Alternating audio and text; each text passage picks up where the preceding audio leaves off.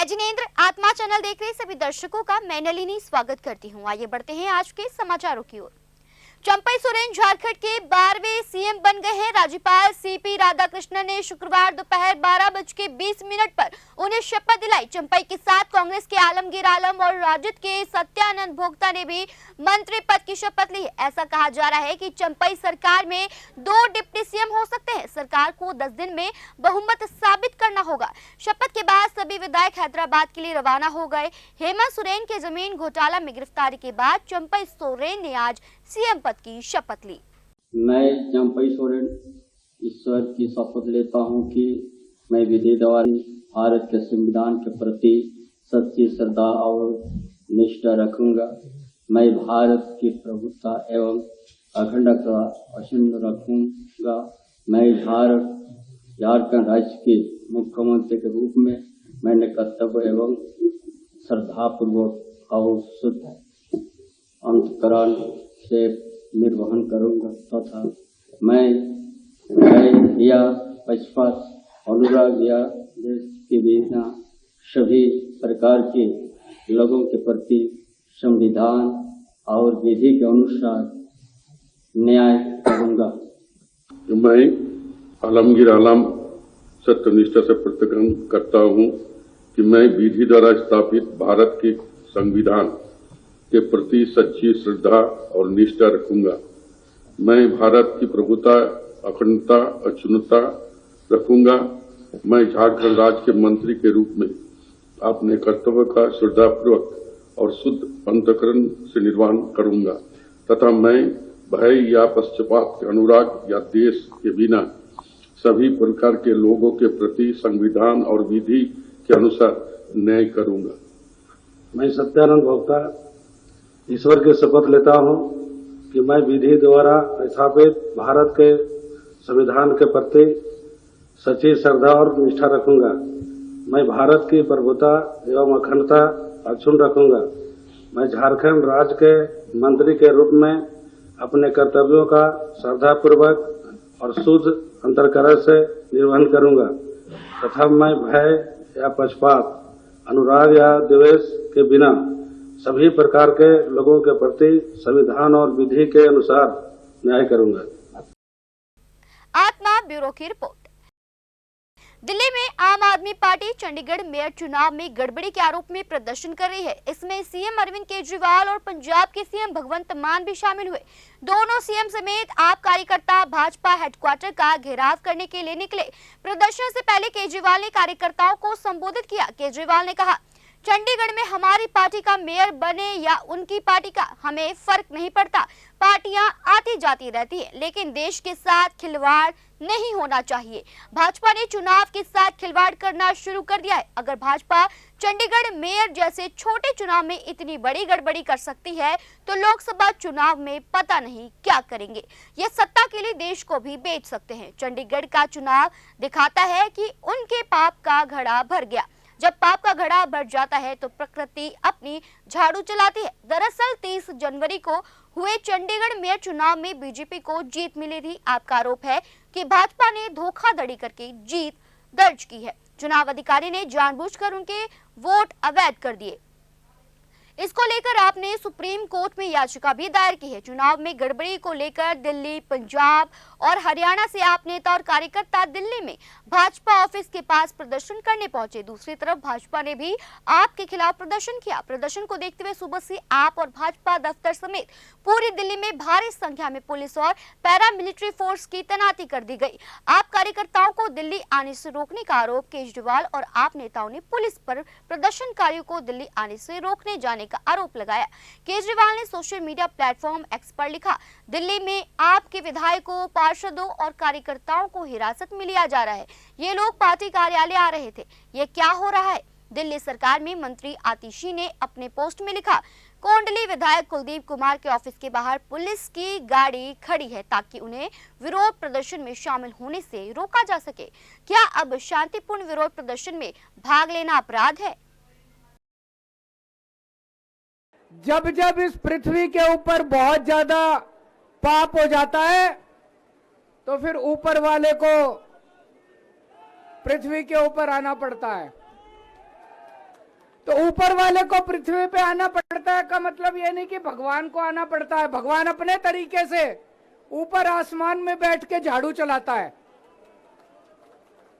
ये जो चंडीगढ़ का चुनाव है ये दिखाता है कि इनका पाप का घड़ा कैसे भर गया था। जब पाप का घड़ा भर जाता है बहुत ज्यादा, तो फिर प्रकृति अपनी झाड़ू चलाती है, भगवान अपनी झाड़ू चलाता है, चीजों को ठीक करता है। चंडीगढ़ का चुनाव कहने को तो छोटा सा चुनाव था, 10 बाई 10 किलोमीटर का एक छोटा सा शहर है, मेयर का चुनाव था, लेकिन दुनिया की सबसे बड़ी पार्टी चंडीगढ़ के चुनाव में वोटों की चोरी करते हुए पकड़ी गई, रंगे हाथों पकड़ी गई। दोस्तों,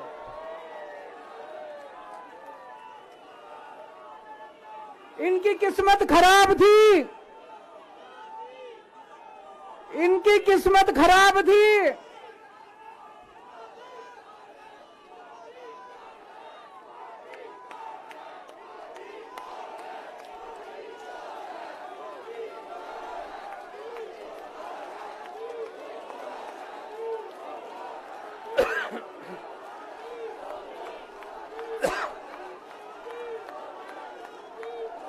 एक नारा लगाएंगे,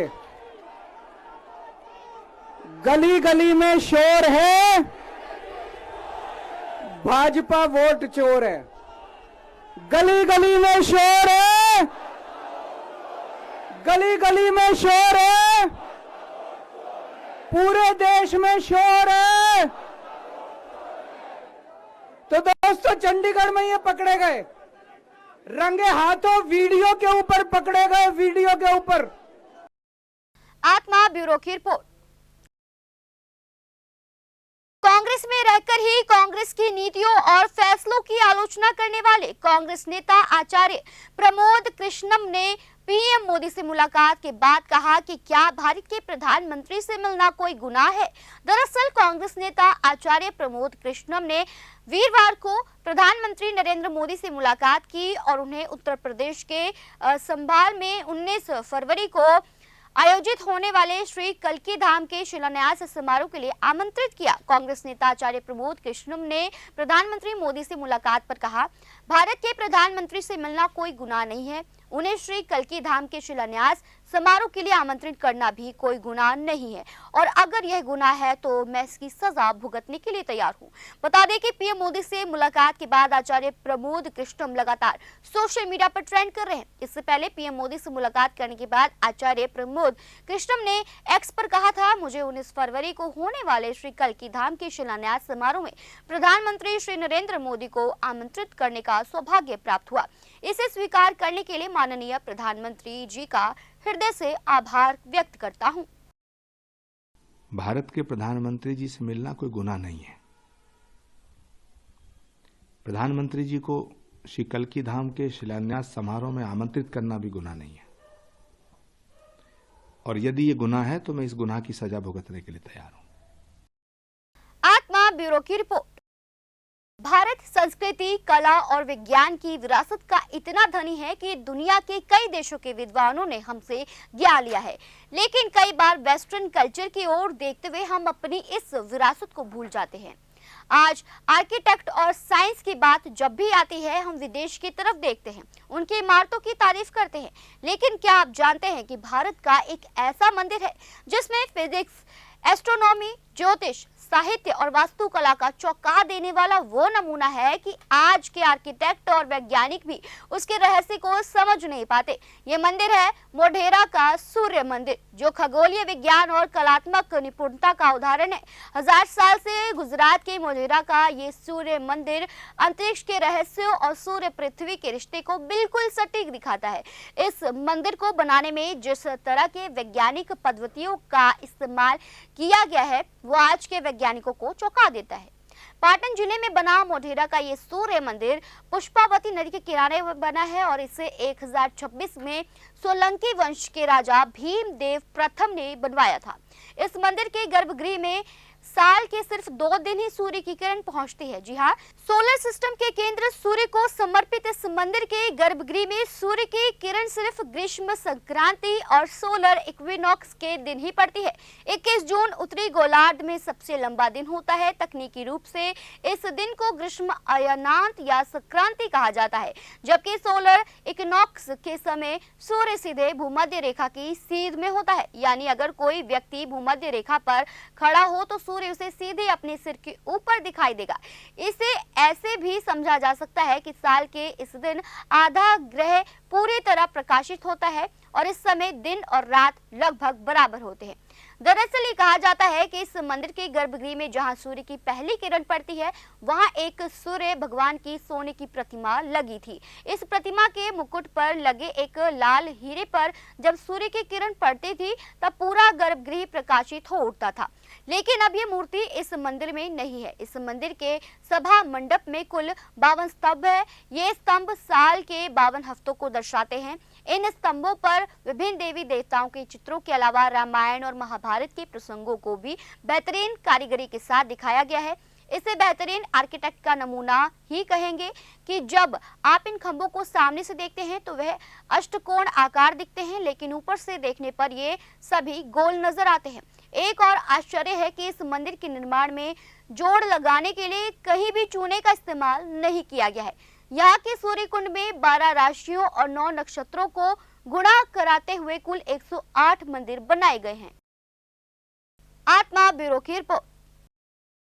बुंदेलखंड की अयोध्या कही जाने वाली ओरछा नगरी को लेकर मान्यता है कि भगवान श्री राम दिन में यहीं रुकते हैं और रात में अयोध्या जाते हैं। राजा के रूप में भगवान को यहाँ पूजा जाता है। ओरछा नगरी में लोगों ने कई चमत्कार होते हुए देखे हैं। ऐसे ही कुछ रहस्यमय और चमत्कारिक घटनाएं न्यायाधीश अरुण कुमार सिंह साहब के साथ भी हुई और वह भगवान के ऐसे भक्त हुए कि कोर्ट में सजा सुनाने के साथ ही लोगों को अच्छे मार्ग पर लाने का भी रास्ता बताने लगे। उन्होंने कोर्ट, तहसील, मंदिर, जेल सहित अन्य जगहों पर 200 से अधिक ऐसे कार्यक्रम किए जिसमें भगवान राम, श्री कृष्ण, गीता जी, हनुमान, शरणागति सहित अन्य विषयों पर कथावाचकों की तरह व्यास गद्दी पर विराजमान होकर संगीतमय ढंग से अपना सानिध्य दिया। लोगों को धर्म के रास्ते पर चलने, सनातन से जोड़ने, भगवान की भक्ति करने की मार्ग बताए। उन्होंने बताया कि छतरपुर के बाद जब उनकी टीकमगढ़ में पद स्थापना की गई, इस दौरान मंदिर की रिनोवेट से लेकर अन्य काम किए गए। इसी दौरान अलग अलग तरह की चमत्कारिक घटनाएं देखने को मिली। जब भगवान की छत को रिनोवेट करना था तब वहां पर लाखों की संख्या में मधुमक्खियां थी, सैकड़ों छत्ते लगे हुए थे। लोग कई साल से इन्हें ऐसे ही देखते आ रहे थे। इन मधुमक्खियों को हटाने के लिए तरह तरह के विचार आ रहे थे। कोई कह रहा था कि आग लगा देंगे तो कोई अन्य प्रकार के विचार साझा कर रहा था। सभी लोग चिंतित थे कि आखिर क्या करेंगे। तैयारी पूरी हो गई थी, लेकिन जिस दिन यह काम होना था उस दिन पूरी ओरछा नगरी ने देखा कि अचानक यह लाखों मधुमक्खियां बादल के रूप में उस जगह को छोड़कर चली गई। यानी कार्य करने वाला परमात्मा होता है। कई बार बड़ी बड़ी चमत्कारिक घटनाएं भी देखी। कई बार परमात्मा ने हमें बचाया भी। उन्होंने आगे बताया कि एक बार हम लोगों को फंड की जरूरत थी, तब नौगांव एक फैक्ट्री के मालिक थे, उनके बेटा बेटी कभी ओरछा नहीं आए थे, लेकिन वह रात में अचानक कहने लगे कि भगवान की सेवा करो।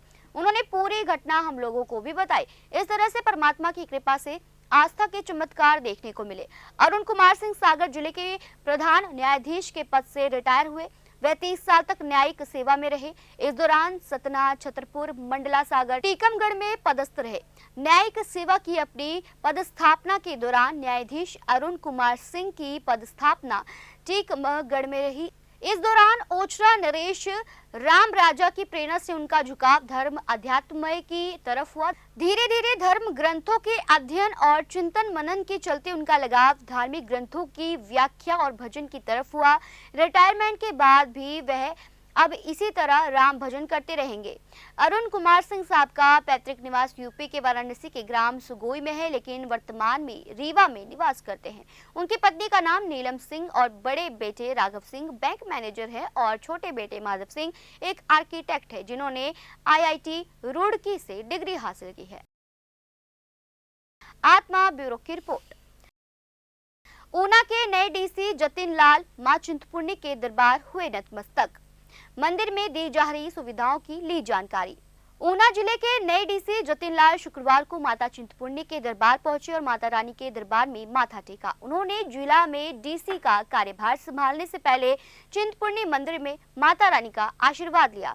पुजारी नबकालिया ने डीसी ऊना को विधिवत पूजा अर्चना करवाई। इससे पहले डीसी ऊना जतिन लाल मंदिर न्यास की बिल्डिंग बाबा श्री माईदा सदन में पहुंचे, जहां एसडीएम अंब विवेक महाजन ने उन्हें शॉल और टोपी पहनाकर सम्मानित किया।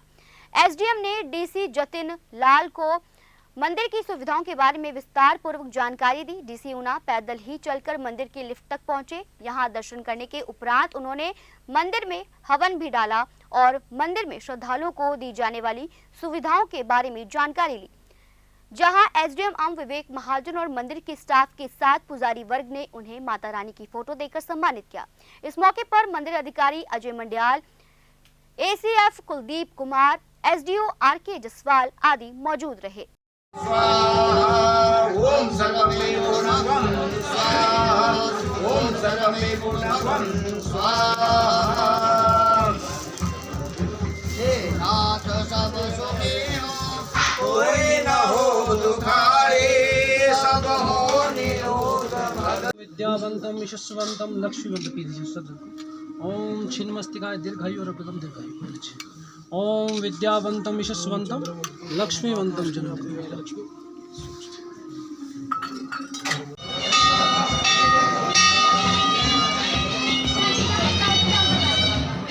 सर सामने देखना जरा, ठीक है जी, आगे सारे आगे।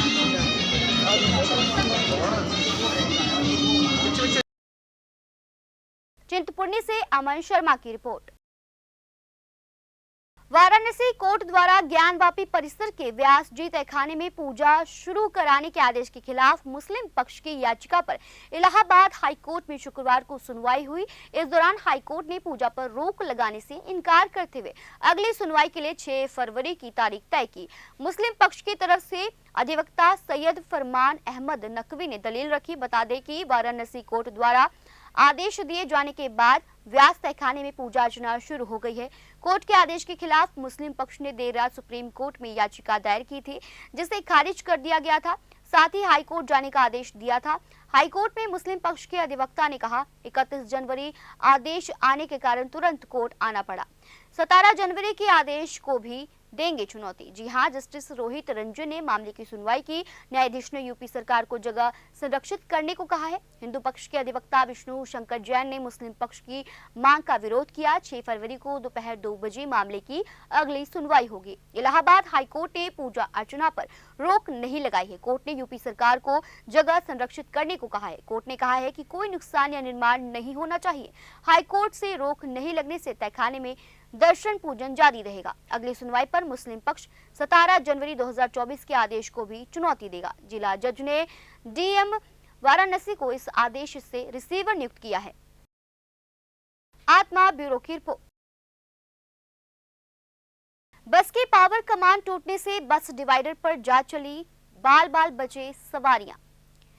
सुजानपुर पुल नंबर 3 के पास निजी कंपनी बस जो कि जम्मू से जयपुर जा रही थी, जो कि बस पावर का पट्टा टूटने से बस डिवाइडर पर जा चली, लेकिन सवारियां बाल बाल बच गई। वहीं मौके पर सुजानपुर पुलिस पहुंच गई। इस संबंध में जानकारी देते हुए सुजानपुर थाना के प्रभारी देवेंद्र प्रकाश ने बताया कि बस जम्मू से जयपुर जा रही थी। जब पुल नंबर 3 के पास पहुंची तो उसकी पावर कमान टूट गई, जिसके चलते हादसा हो गया, लेकिन सभी सवारियां बच गई।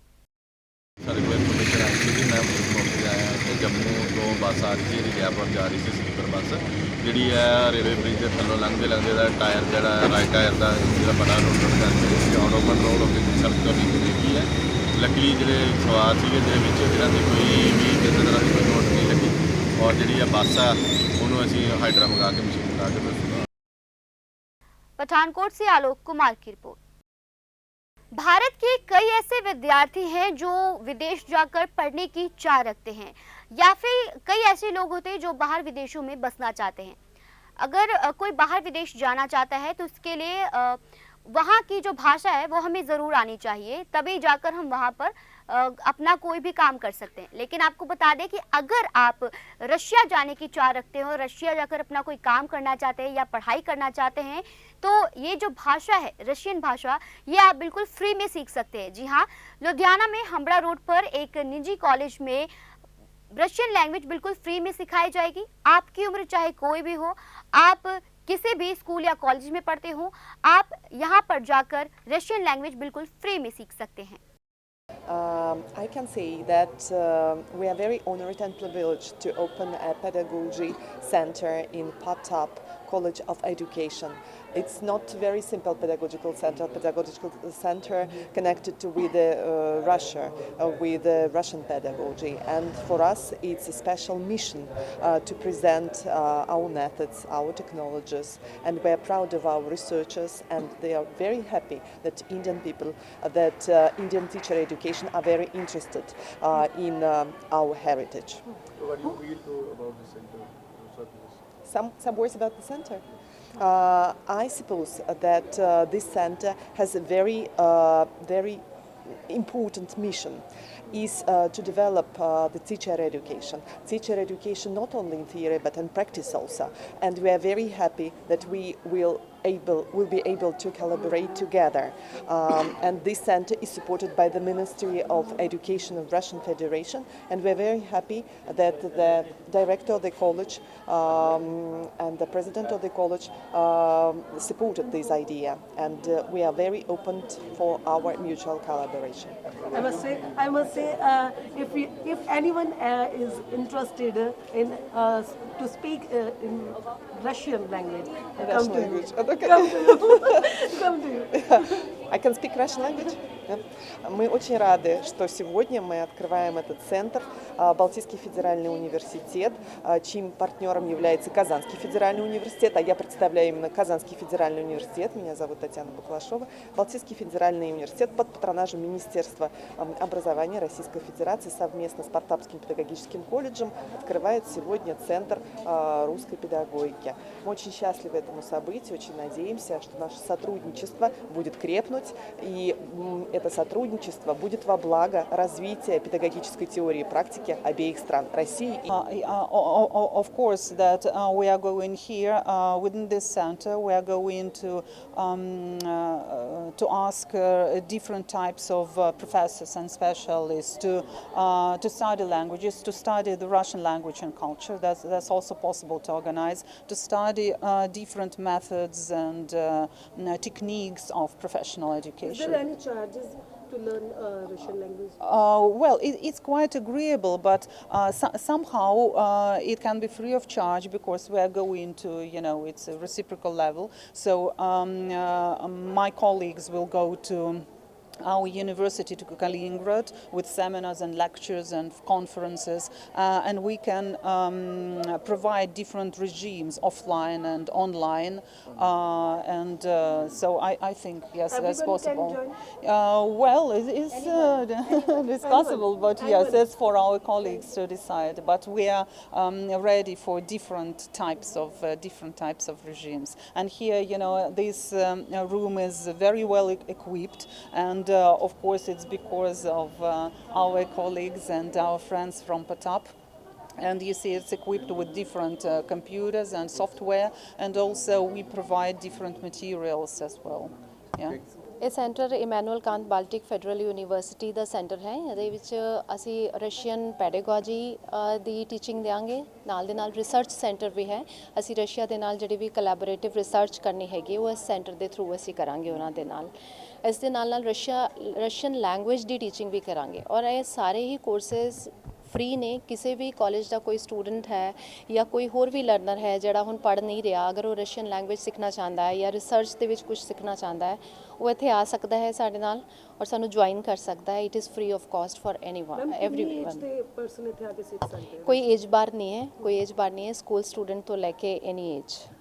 मैम किद्दां क्लासेस किद्दां होणगीਆਂ ਜੀ वर्चुअली? क्लासेस ऑनलाइन होणगीਆਂ मोस्टली। ਜਦੋਂ ਇਹ ਸਾਡੇ ਕੋਲ ਵਿਜ਼ਿਟ ਕਰਦੇ ਨੇ ਸਾਲ 'ਚ 2-3 ਵਾਰੀ, ਉਸ ਟਾਈਮ ਅਸੀਂ ਫੇਸ ਟੂ ਫੇਸ ਮੋਡ ਦੇ ਵਿੱਚ ਕਲਾਸਿਸ ਕਰਾਂਗੇ, ਅਦਰਵਾਈਜ਼ ਆਨਲਾਈਨ ਕਲਾਸਿਸ ਹੋਣਗੀਆਂ। ਰਸ਼ੀਅਨ ਲੈਂਗੁਏਜ ਕਿਉਂ ਚੁਣੀ ਗਈ ਮੈਮ?